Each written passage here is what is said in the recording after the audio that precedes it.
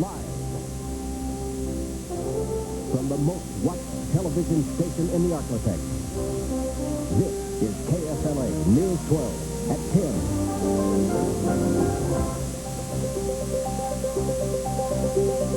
Thank you for being with us tonight.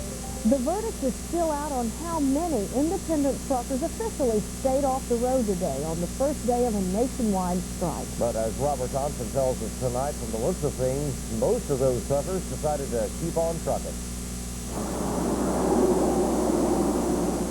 It's hard to tell who's who on the road, but today, some truckers say most self-employed independent drivers had the pedal to the metal, despite the call for a nationwide strike to protest high fuel and freight costs.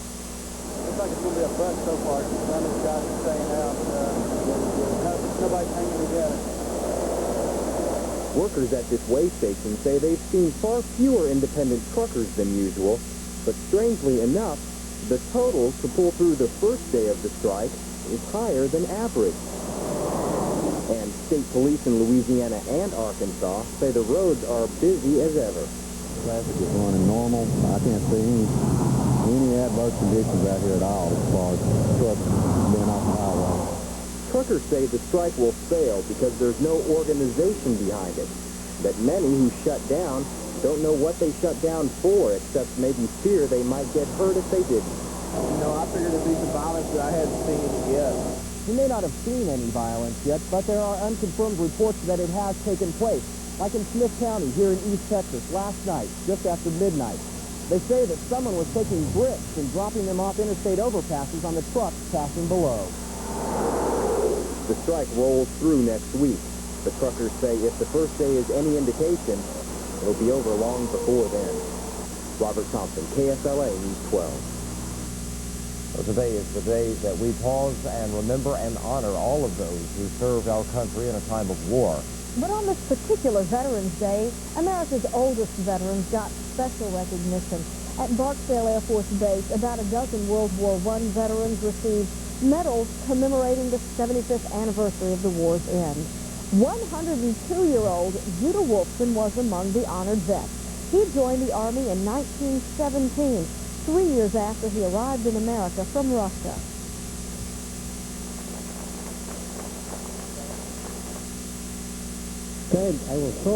I told them that it had been designated by God for anybody to be in an army to choose the American army. Nothing tough about it. I liked it. Oh, I'll bet it was tough, Ed. All surviving World War I veterans are eligible to receive the commemorative medal. The Retiree Assistance Center at Barksdale can provide applications. That number is on your screen, 456-5976. One of those commemorative medals was presented by President Clinton today in a ceremony at Arlington National Cemetery. In that ceremony, Clinton called World War I a turning point for America, a time we shouldered responsibilities as a world power. But he warned the country turned inward following the war, paving the way for the Great Depression and World War II. He warned against turning inward again in today's post-Cold War environment. Earlier in the day, the president announced an increase in the cost of living allowance for disabled veterans. He announced the declassification of documents relating to American POWs and MIAs from Vietnam. Besides honors for our oldest veterans, this Veterans Day also recognized a younger, unheralded group of vets. In fact, it was the first official recognition for the women who served in Vietnam. Regina Blakely has that story. Vietnam. The name means more than a place, more than a war.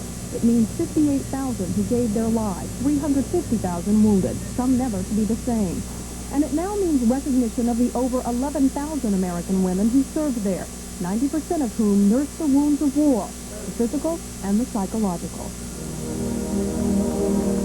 This memorial is the first ever in the nation's capital dedicated to women in combat. The statue's faces intricately signify all the emotion that was and is Vietnam. And while the memorial will now be a permanent fixture, this one day was a moment in time to remember the need for it. That was demonstrated when nurse Mary Lou Hannibal Brown saw her patient for the first time since she cared for him after he took 3 enemy bullets on August 28, 1968. Company Commander Terry Van Meter later married another of his nurses. A lot of people don't understand there are a lot of nurses over there. And it was really nice to wake up for the first time. I haven't been very seriously ill and see an American woman looking at you. For many, this was an opportunity to share other memories.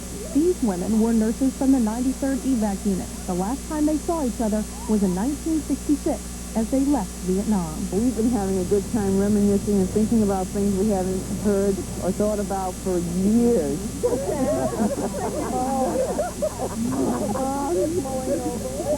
You know, the latrine blowing over and helicopters flying over while we were trying to take a shower. But for every laugh, there were lots of tears. As the day for the long-sought recognition came and went, all here hope these Vietnam memorials will serve as more than memories of the past, but that they will exhibit lessons for the future. If I had a daughter, I don't know if I'd want her to go through what I went through.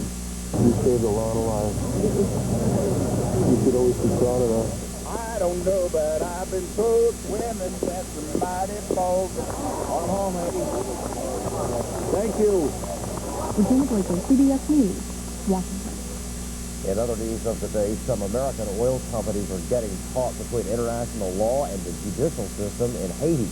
A Haitian judge has ordered Shell, PepsiCo, and Esso oil companies to begin deliveries of gas to gasoline stations in Haiti within the next 24 hours.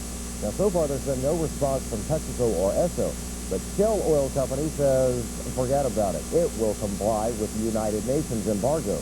The company also says it has been told that its refusal will bring, quote, further proceedings from the government in Haiti. First it was the fire, now it's the rain plaguing Southern California. Overnight, rain sent mud, rocks, and trees cascading down hillsides that had been stripped bare by the fires earlier this month. Mudslides closed commuter routes all over California, closed down all but one lane of the Pacific Coast Highway, while Firestone survivors used sandbags and plastic sheets now to try to protect their homes from the water and the mud. These were the first rains since the wildfires destroyed more than 1,000 homes and burned vegetation off of more than 200,000 acres. Back here in the Arklatex, the National Transportation Safety Board has started its investigation into last night's fatal plane crash in East Texas. Longview businessman Walter Madison was the only person on board the small plane when it crashed shortly after takeoff from the Gregg County Airport in Longview. No one knows where Madison was headed. He didn't file a flight plan. Investigators will try to answer that question, and they'll also try to find out why that plane went down just across the Rusk County line. This is, by the way, the third crash of a small plane in East Texas and Southwest Arkansas within the past month. With the holidays coming up quickly, the Boy Scouts can't be far behind. And the Scouting for Food Drive is indeed coming up. Also ahead, the real Nancy Glass behind the scenes with American Touring. Serious medical problem. So serious.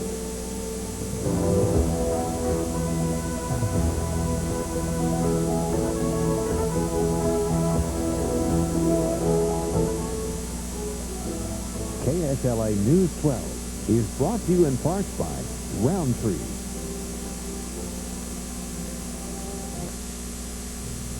Some young people in the area will get a chance at college education. That's because of and thanks to a gathering in Shreveport tonight. It was the Shreveport Negro Chamber of Commerce observing its 52nd anniversary. Did so with a scholarship and awards banquet at the Allendale YWCA. New Southern University Shreveport Chancellor Dr. Jerome Green was the featured speaker tonight. Proceeds from this banquet go to a scholarship fund and an associate degree program at Southern University. Well, look out for the street. Santa's getting a little help. In fact, 3,000 helpers on the way this weekend. That as the Boy Scouts fan out across 9 Northwest Louisiana parishes for the start of this year's Project Pride Scouting for Food Drive. It works pretty much like it has in years past. They'll leave an empty bag on your doorknob, and then the next Saturday, the Scouts will go back, hoping to find those bags filled with canned goods or other non-perishable food items. Last year, Scouts collected more than 43,000 canned goods. This year, they need to do even better than that. Actually, that's about a tenth of the food that we hope to collect over the holiday season. So we'll do have a much greater need, you know, than that. That'll feed a lot of people. So we're talking about thousands of families And remember, that food collected during the holidays goes to feed the hungry all year long. You see her face every night, immediately following this newscast. Nancy Glass welcomes you to American Journal, often from New York, often from anywhere else. She literally travels the country, anchoring an up-and-coming, nationally syndicated TV news magazine. Nancy Glass is the driving force behind American Journal, with firm ideas about what should and even what should not be on TV. And she has a sense of humor to boot. Hi. Thank you. Lovely Nancy. After you get through with that, I have to have you check with you. Yes, I will. Bill, are you plugged into the sound booth? Nancy Glass is a woman in control of her career and her life, something of a perfectionist at both. Meanwhile, Ellen and Terry McCarthy observed Cody's birthday alone. Great. You sure? Yeah, that was good. I could do better. Ready again? Yeah. 2, 1. Her day begins early in the New York City newsroom, a 2-hour commute from her Philadelphia home and her 2 young children. And if that's not hard enough, think of those days when she's out of the office, on the road. We are in Malibu, California. How are you possibly able to manage what you do here in the studio and out in the field, and then have children at home? Well, any mother has a hard balance. I always say to my son, you know, I do what every other mommy does. It's just that other people get to watch me. And they have watched her against some incredible odds. Badly injured in an Atlanta cab accident, she faced her audience just 1 day later. When the injuries were all totaled up, I had a fractured sinus, fractured upper jaw. I have a back problem, a neck problem. Normally I cover disasters. Suddenly I was one. What can I tell you, Karin? Our next story is not really about the fires that swept through Southern California. Nancy Glass has the professional edge of a journalist, but also the compassion of a mother. She uses her personal life to enhance the sensitivity of her work. But if my son walked in the room and saw this, would I have to turn it off? And if the answer is yes, then I don't want to put it on television. And I think that's the right way to think. A lot of people work to put American Journal on the air, but you're left with the impression that this is very much Nancy Glass's show. The same energy she uses to coordinate her busy life, she uses to produce a show that is to her like a second home. Well, that was a big family feud. Everybody together on that one? She's a lot of fun to be around. Tomorrow night at 10, we will find out how and why the people who make Inside Edition, you see it here, decided to make American Journal, too. All right, Mike Cass to join us now to talk about some changing weather, you say, a little bit dramatic. A little bit dramatic. We have a couple of powerful storm systems coming our way. We saw the rain in California out there, following up the fires. Well, that system is coming our way. In fact, there's rain practically on our doorstep now. We'll look at it all in this. Stay tuned. So right now, Shreveport radar showing a growth of showers and thunderstorms over East Texas. These are right along I-20 here. In fact, right into the Shreveport ground clutter. They are moving eastward, and these have been increasing during the last 2 hours fairly quickly. Not a tremendous amount of them, but there are a few pockets of heavy rain, especially back toward the Longview and Gilmer area, and over toward Marshall a little bit, and even toward Waskom, Texas right now. Also some scattered thunderstorms, as you can see, in southwest Arkansas, extending just barely over into southeast Oklahoma. Storm Tracker illustrates some of the locations that are near the rain, like Tatum, Texas, just on the edge of some rain there. Waskom in the midst of some rain. Winona, Texas is about the western edge of it, and there's a couple showers by Pittsburgh, Texas also, and between Arkansas, some storms just to the north. These are not severe storms by any means, mainly just some light showers. But as I said, a couple pockets of heavy rain. You can see them on the national radar map, too, showing up as an area of showers and thunderstorms covering a good part of Arkansas outside of our radar range, and some scattered thunderstorms down here. More showers and thunderstorms back in New Mexico, Arizona, and even into Colorado. There's some big snow going on back in the Rockies, rain in the lower elevations, and this system also moving our way. We've got several days of rain to go because there are several complex weather systems out here, all revolving around a major upper-level trough that's developing over the western states. That's going to push this front in our direction by tomorrow, helping to make showers and thunderstorms likely for Friday. Then this front's going to also come our way later in the weekend and make showers and thunderstorms likely Saturday, Sunday, and even into Monday as well. Monday and Tuesday will turn colder, but we've got a couple of fronts to contend with first. Currently in Shreveport with from downtown Christmas lights. 'Tis just about the season. Cloudy, 63 degrees, 70% humidity. Southeast winds at 10 miles an hour. Pressure falling at 30.03. What a beautiful shot of downtown Shreveport. 72 was our high right here today, and those high temperatures will warm everywhere in the Arklatex. That's actually 2 degrees above our normal for this time of the year. 68 in Hope, Arkansas today, 69 Texarkana, 70 in Magnolia and Ruston, 73 in Natchez, 72 in Center, Texas, 74 in Lufkin, and 71 in Marshall, Texas. They get some pretty nice lights going over there sometimes, too. I'll be back in just a minute with the rest of the forecast. You're watching KSLA News 12, proudly serving the Arklatex with live, local, late-breaking news. A loop of satellite photos across the U.S. right now shows lots of moisture coming our way from the Pacific. The Gulf is just beginning to get open, and when the Gulf gets open this time of the year, you can expect thunderstorms and heavy rainfall. I think we're going to see that starting in tomorrow, periods of heavy rain Saturday and Sunday as well. Complex weather systems. Here comes the first one, spiraling around counterclockwise as it moves into Colorado and New Mexico.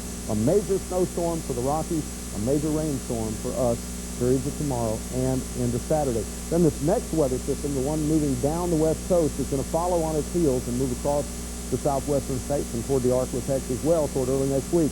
So each of the next 5 days, I have rain chances in the forecast that are very, very high, and it looks like we're going to get some too. Late tomorrow, showers and thunderstorms lined up along our first front and the second front, all of them just waiting to march right on in here. Here's that 3-day forecast starting with tomorrow. Thunderstorms likely, a 60% chance.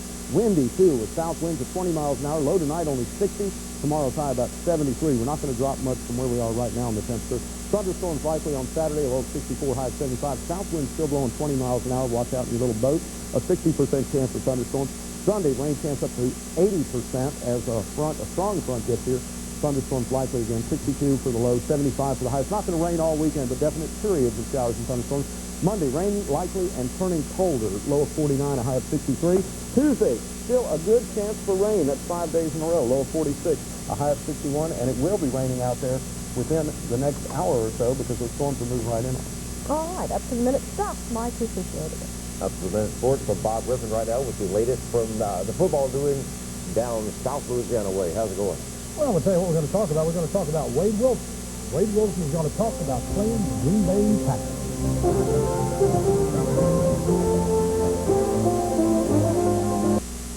In just a minute, we'll show you why you saw Jimmy Johnson today back at the University of Miami.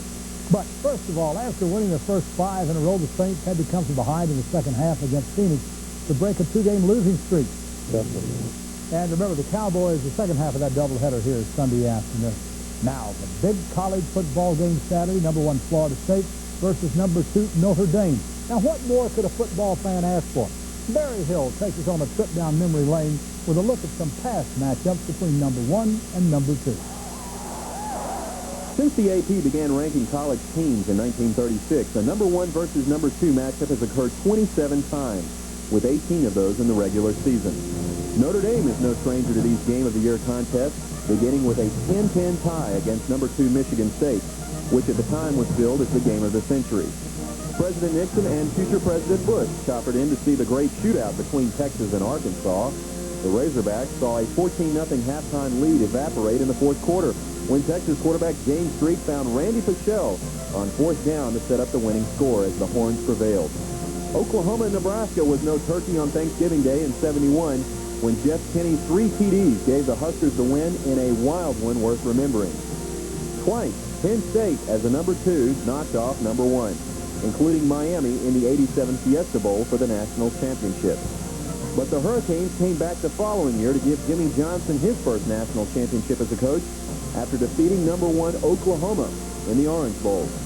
Florida State's first experience in 1 versus 2 was a bitter one against Miami. Never mention the words wide right to Bobby Bowden. The good news for the Seminoles on Saturday, though, number 1 has won 16 of the 27 games. Barry Hill, KSLA News 12 Sports. Well, you know, Chad Luke pulled LSU's irons out of the fire in their upset of Alabama, leading the Tigers to all their 17 points after he replaced Jamie Howard at quarterback. So when the Tigers return to action against Tulane after taking this weekend off, Luke will be back on the bench. Howard will be the starting quarterback. That's the word. Luke doesn't like it. He says that he's earned the right to be number one and that he's disgruntled with the situation but knows there's nothing he can do about it. And coming up, the Byrd Yellow Jackets get ready for another go at Ruston. First, here's tonight's NBA story.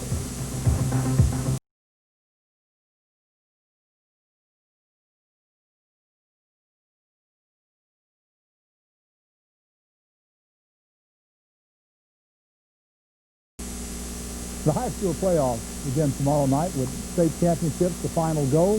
Included among the many area games, North Little Rock at Texarkana. Marshall plays Conroe McCullough at Nacogdoches.